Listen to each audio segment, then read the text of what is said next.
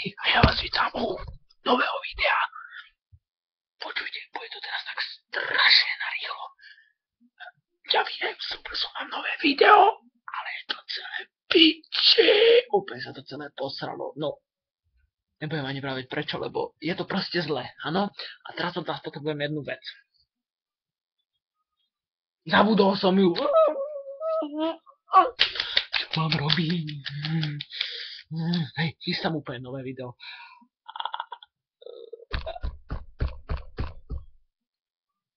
Stala sa mi hrozná vec. Jak som sa s vami bavil o tom projekte, tak to video, čo som mal uložené, bolo v mobile, takže teraz nemôžem zostrihať ani nič urobiť s ním, takže sa to trošku posunie tá doba, než ho uvidíte. Každopádne som rád, že všetko lajkujete, komentujete, hlavne, že odobierate, moc si to ocením. Takže like mi pomôže a postel sa troška hýbe, tak to opäť vrátime. No, čo som ešte chcel povedať. Smrdím ako vždycky ako ponožka, vlasy úplne na kokot, ruky oštipané a kúkam telke akúsi pičovinu. No, ešte jedna dôležitá vec. Chcú ma zabiť, tak prosím vás, keď nájdete mu mŕtvolu, tak ju pochovajte. Petře, ty jak ju znásilníš, tak ti urvem gule.